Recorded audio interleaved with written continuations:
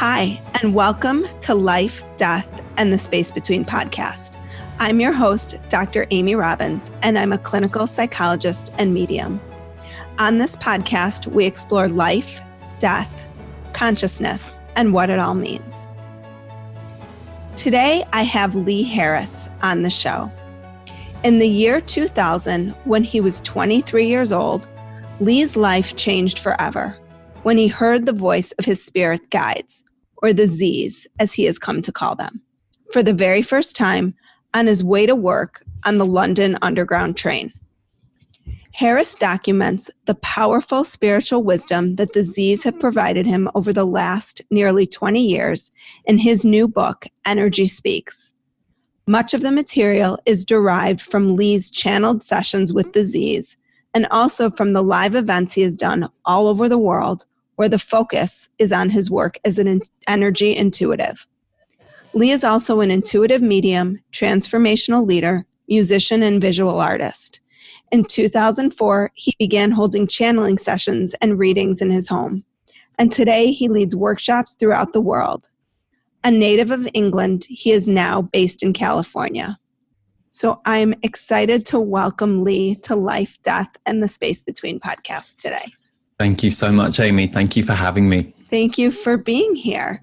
So let's start at the beginning for my listeners and just explain what exactly channeling is.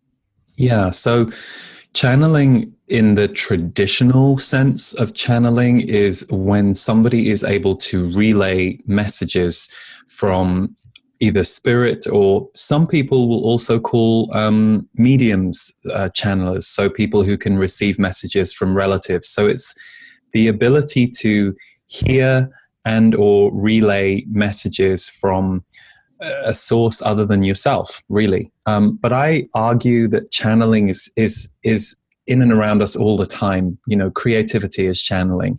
Intuitive parenting is channeling, and like being in the moment and coming up with the goods. So, but the traditional way of looking at channeling is how I described it first. And how do you distinguish, or does it even matter, what you're channeling? Because for you, you were channeling specific entities. So can you speak to that a little bit? Yeah, so for me, channeling happened because I met my guides. But what I also, when I played around a lot in the first few years with channeling, and what happened to me is something that I think is true for most people. If you can channel your guides, you can really, in a way, channel anything. So in my sessions as an intuitive, I've given messages from other people's relatives who've passed over, and that's not really my leaning. It's not really my speciality. But really, if you're able to receive, the radio signals, then you can get many different channels. That's kind of how I look at it. Mm-hmm. But my main contract, it seems, has been with my own guides. And what happened to me was I was 23. I was on the London Underground, so the subway train in London. I can't even imagine what that must have been like, right? You know what I love about it is the idea that you're supposed to be in a spiritual temple, or, have meditated and only had water in your system for 30 days, No, it was really, I'll tell you what was most interesting about it. It felt really ordinary. Now, the experience of it was extraordinary because it had never happened to me before. But I think prior to that, I'd heard that some people could channel, and it wasn't something I was looking to do, but it was something I was like, oh, wow, that's pretty amazing. And then when it happened to me, it was no different to having a phone conversation with a friend. The only difference is you're not using a phone. You can just hear their voice speaking to you. So it was pretty profound, and it really changed my life. And I think some people would dismiss your experience as that's just their mind. How did you differentiate? I mean, yeah, I did the same thing because I was taken to see a channeler about, I think it was about a year before I started channeling. And I remember he was a lovely man, and him and his wife were great people. And he did other work in the day, and then once a week would do sessions for people. And I was taken to see him, and I remember he closed his eyes and he relayed all these messages to me. And it was, the session was powerful for sure. But I did leave and think, why did he have to pretend he was channeling? Why couldn't he just have given me that information? So I totally understand the skepticism, because I think if it hasn't happened to you, you don't really know the difference, and you're trusting someone else. But what I will say is, channeling is really as useful as it is to you. There are some people channeling is not going to affect, it's not going to be for them.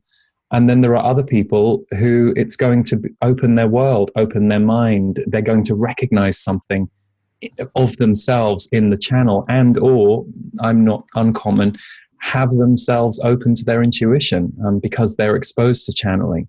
So for me, the difference was really easy to tell. My own mind could never access the kind of information or answers that my guides, the Z's, could give me. And more than just the information, they changed the way I felt. So I could go from feeling full of doubt, full of fear, full of anxiety, to talking to them about something. And it wasn't just that what they gave me made sense or helped me see it from a completely different perspective. My whole body would open up, and my body would suddenly relax and become open again. So because I was so familiar with all the negative self-talk that I had going on, suddenly to get this blindingly clear, loving, but firm voice, that when I investigated what they said, it made so much sense and it expanded my worldview. I couldn't not notice the benefit to my life.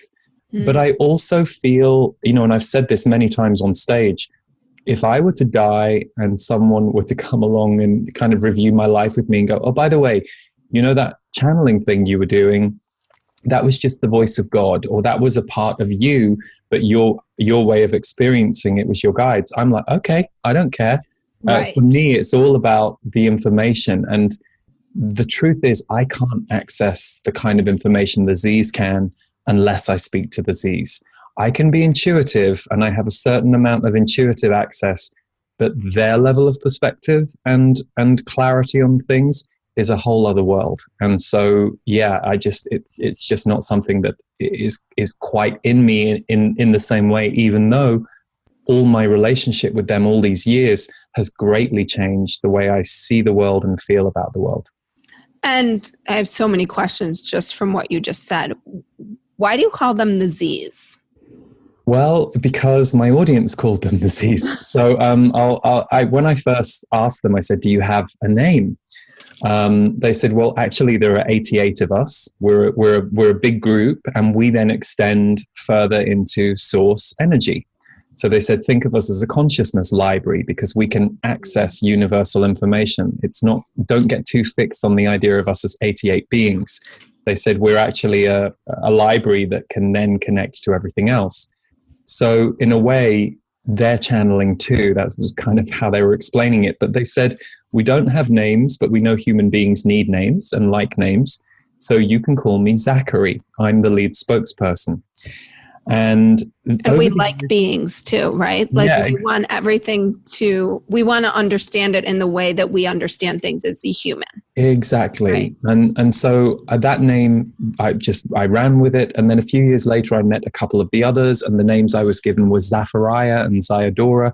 So for a little while in my work, there was a period of time where I would differentiate and would tell the workshop rooms that I was channeling for who was about to channel, because I would get given that information. This is going to be Zachary. This is going to be Zachariah. And then in 2014, they decided to just become collective again. And they said, it no longer serves to divide ourselves in this way. We're just going to be a collective voice. And at that point, people who followed my work had been referring to them as the Z's. So I didn't actually name them. The people who listened did, which I kind of like. Yeah, I love that.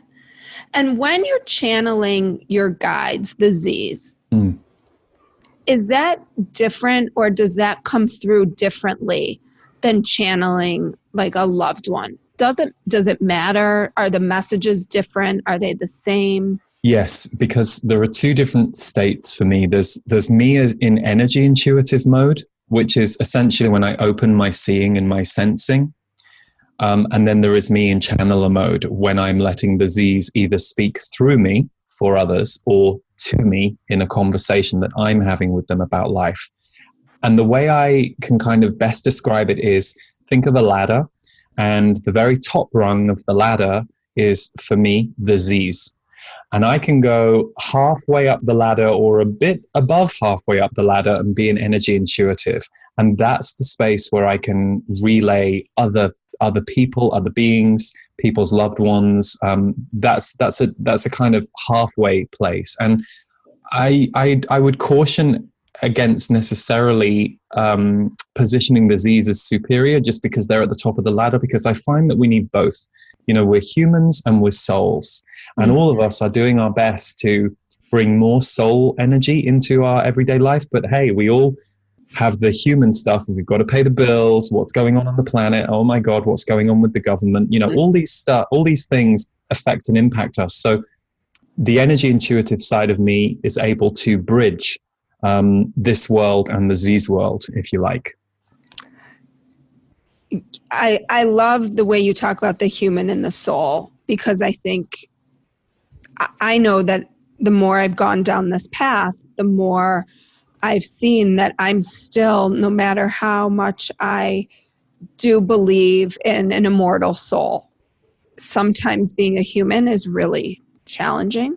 Oh yeah, and that can be frustrating when you know the long-term vision is that this is just the body I'm in right now, and that ultimately I'm an immortal soul. Yes. But yet the struggles of being human are really real and really important.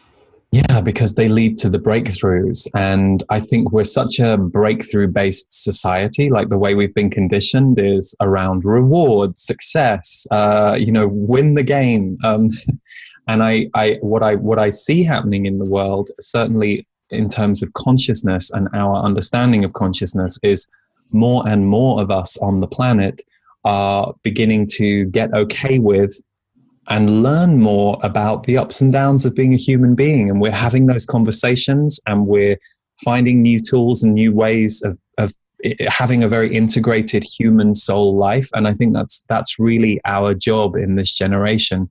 We're a bridge generation for consciousness. And so that's so where we're at right now. Mm-hmm. And I know people who've been listening have heard me say this before, but it does feel like there's just a huge divide right now. And there's so many people who are becoming very conscious and very aware, and then some people who are fighting that.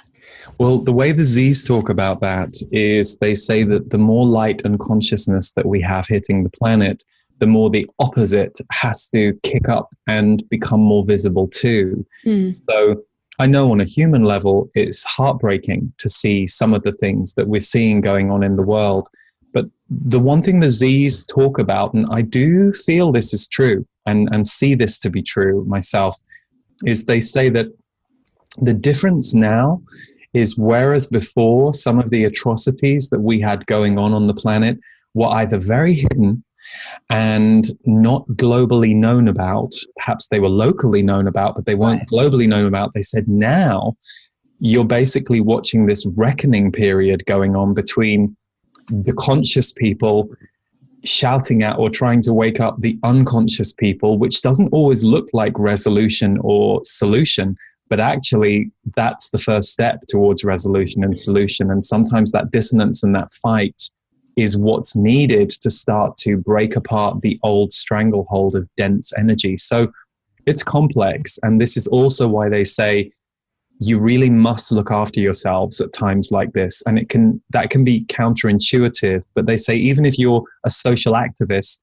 you need to make sure you are filling yourself up and looking after yourself while you are doing that work in order to continue to show up for that work, because things are intense right now. And so self-care and self-love is an all-time important high. Yeah. And what are some of the other messages? I know you talk about this a little in the book, and I want to get to talking about the book a little bit as well. But what do the messages look like? You just sort of touched on it, or sound like, I should say. It sounds like they're more profound, really. Like they're very profound, almost soul communication. Yeah, and I think when as you've spent time with the book, probably this is you can vouch for, I guess. But one of the reasons with the book, that because we had over 10 years of material to pull from, I knew I wanted to put out a book that was really dominantly channeled first. I was writing another one; it wasn't quite coming together, and I suddenly thought, hang on a second, I need to give the Z's a book before I do my own book. And so we were able to pull from the most profound conversations in a way to create a kind of greatest hits of what they really talk about as our human path of living, loving, and awakening. And what is it to be a human who is living, who is loving, and who is awakening at this time? So that's why we have, personal power, abundance, self-love, the essence of relationships, sex and sexual energy. We were able to kind of go, okay, what are the big touchstones of our daily life?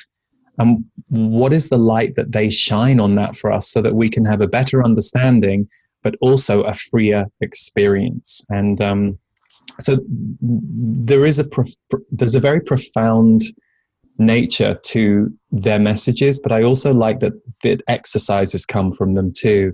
And we added a few exercises to the book too, so that people can really ground into what it is that they're experiencing when they're reading, or in the case of the audiobook, which will come out in August, listening. I hope you're reading that, because I love your voice. No, thank you. The reason it's taken so long is basically I read the whole thing, and then I gave it to my music producer, who I've worked with for many years, Davor Bozic, in Slovenia, and he has been adding tone and sound to the book. Oh, no. So I didn't want to just do a standard audio book. Given it's channeled and given their exercises, we wanted to make sure it's a real experience. So that's why we couldn't quite get it ready for when the book came out. So what you talk about nature a lot in the book. What is the importance, or what do the Z's say is the importance about being in nature? They talk about nature resets us and heals us very fast. And they say we go back because nature is alive and it's a sensory world. And while there are several benefits to the internet, and they will talk about this, they'll say the internet has connected you all. It operates as a form of telepathy in a way, because it's bringing that level of interconnectivity and, in a way, hive mind onto the planet. Now, sure, there are issues with the internet. There are issues with internet addiction or overuse. But they say that nature is where our senses get to reset themselves, because we go back into this great sentient being that we have, and we will be able to recenter very quickly. And I used to live in England. I moved to the States in 2012, and I've always lived in big nature areas in the States, and it was one of the reasons I wanted to be here. But even when I lived in London or Brighton, and I could only get to a small park, just a very small city park, I would notice a difference immediately if I just took myself to a park for 10, 15 minutes and sat there. You start to feel the energy of the trees and the plants and the ground, and it's different to being in a building.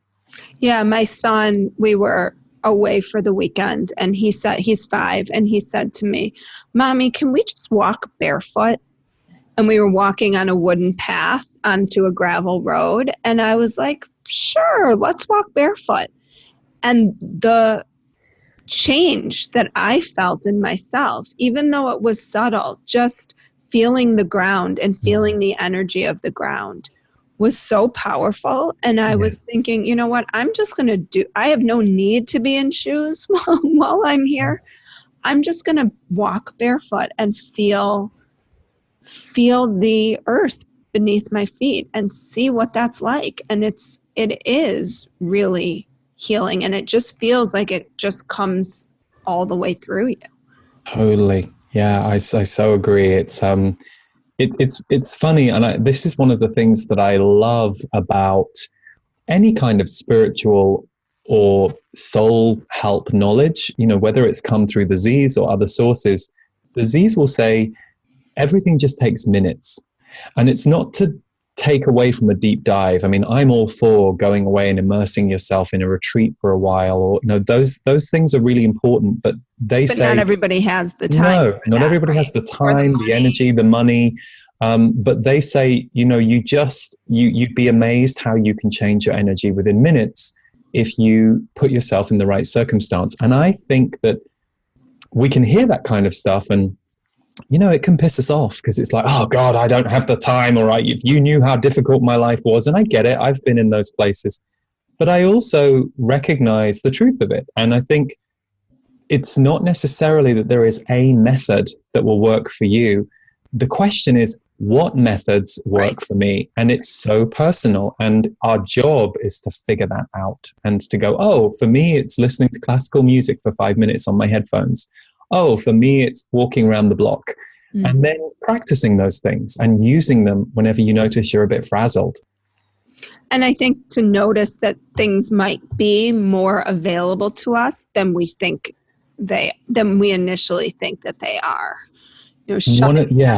Absolutely. And like, oh, I don't have access to that, or I can't get to a beach or a space where there's water, but you could get to a grassy patch somewhere. Probably. Amy, that's such a good point, and I'm glad you bring it up, because I think we all have our moments, or some people live in this kind of state for a long time where they're angry or upset, or the victim side of us is screaming at us louder and longer than the hero or the heroine side of us that can figure things out. And one thing the Z's say is, they say, ask for help, ask the universe for help. If you don't know what to do, if you feel so stuck, if you can't see a way out of things, just keep asking every day. Say, universe, help me, guide me, and let us in. They say, let universal energy in, because if we don't give permission for it, then they don't necessarily know to help us. And I've seen that work for so many people. It's worked for me. So if you don't quite know how to figure it out, just be open to help and affirm that you're looking for help and that you're open to help. That's a great point and a great message. And when I talk to people about loved ones too, it's the same thing. Like, ask them. They want to help. You need to let them know that they want to help. Otherwise, and when I first entered sort of my soiree into this whole thing, and someone said to me, make sure you continue the conversation. You have to keep the energy moving in both directions. It's not just a one-way conversation. And you're absolutely right. Totally. That makes so much sense to me. So you talk about money and abundance as a big topic in this book. And you say karma and abundance go hand in hand. Can you explain what that means? Because I think people sometimes have sort of a reaction to the notion of karma, or the way that they think about or use karma as like a punishment or...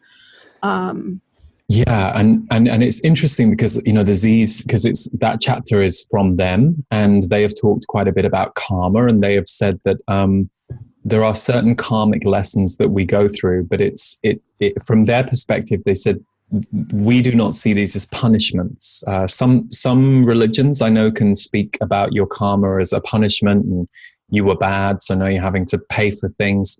The Z's don't see it in that way, and they don't talk about it in that way. They say that there are certain lessons that we decide that we want to learn in our lives, and those lessons show up, and they're things that we go through until we've kind of essentially cleared those lessons. So to become an awake soul, to become a conscious soul, you tend to have moved out of your, if you like, first levels of karma, the kind of levels that some humans who don't ever wake up in life don't ever get through. So then they say your free will kicks in even more, and you get to be a conscious creator in a different way. But just jumping back to the karmic piece, one of the things I like about the topic of abundance, and I just last month actually released a course called Abundance Upshift, which was, we had a few, I think it was like 1,300 people went through it.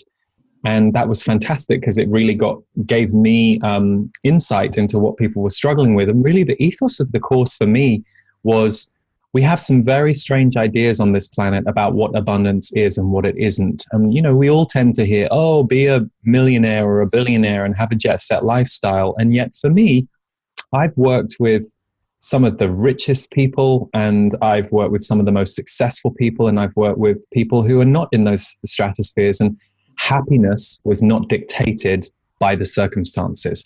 So the first thing really about abundance and karma was the Z's would say you might choose certain abundance limitations in order to have the lessons that you want. So if you're constantly fighting your current abundance level and thinking it's the problem, you're missing the point. They say focus on creating ease in your life. Imagine if your abundance circumstances never changed.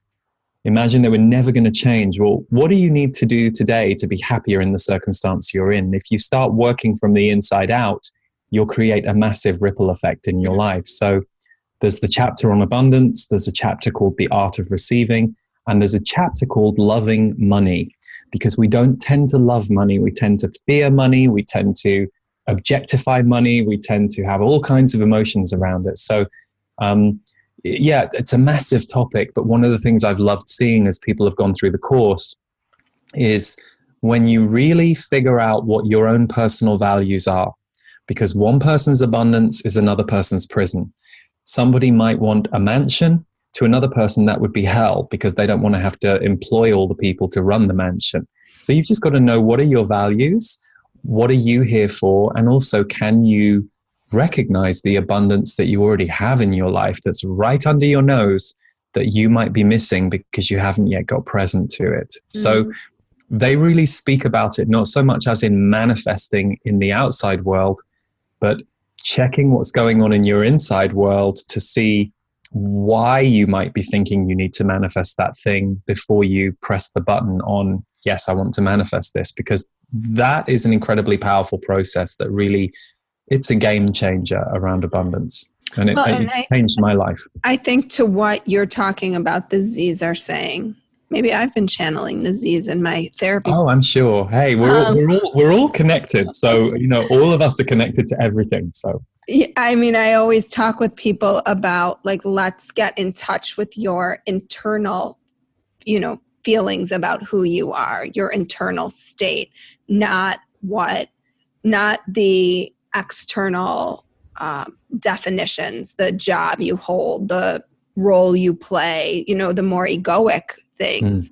But what is the essence, the soul, the internal piece of what makes you you? And that's really hard for people. Yeah, totally. It really is. So what is the notion of radical expression? Because that's another topic that you bring up. Our words can change our life.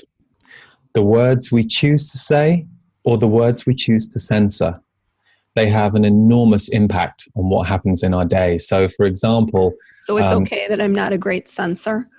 Oh, yeah. No, definitely. Definitely. If you've learned, and I'm sure you have by now, if you've learned how to deal with the reactions, and you know who your friends are, then you're all good. But I think sometimes people who aren't great censors have to go through that baptism of fire when they realize how other people can react to them, and it can be, do you lose your confidence? Do you lose your nerve? But no, the radical expression is finding a way and a place in yourself that you are willing to tell the truth more than you ever have. Doesn't mean every single difficult conversation that you should have, you're going to be able to manage today.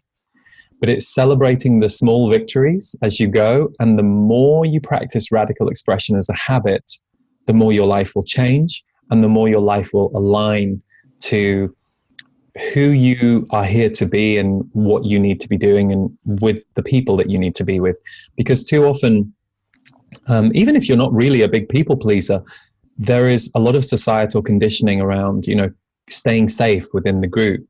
And the truth is, to take big strides, to be a leader, there's always going to be a little bit of discomfort because you're disrupting the pattern for everybody. So if I have someone come into my friends group and, we've all got this kind of thing down, all of a sudden they tell a really big truth that throws us all.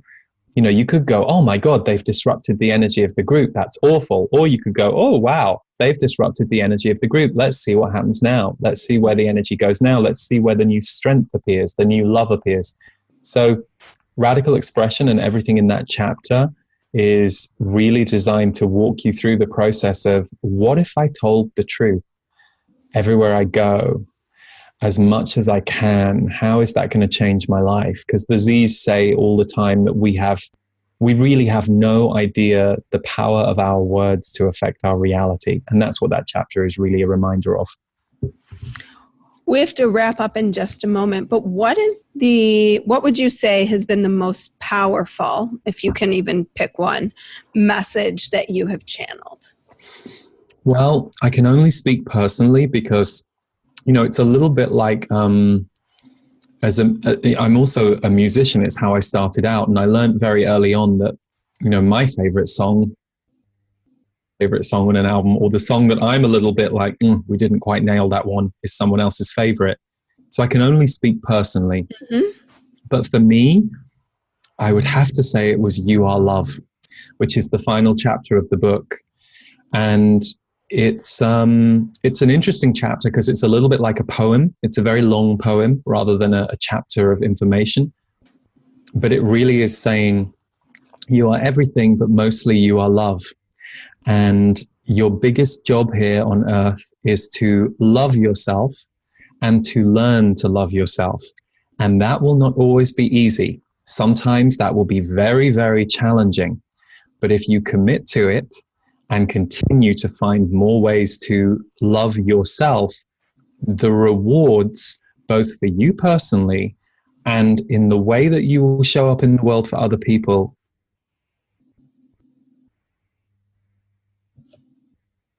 I think I don't know anybody who has really got self-love down. I mean, I know a lot of people who are really good at it, and they're probably really good at it 99% of the time.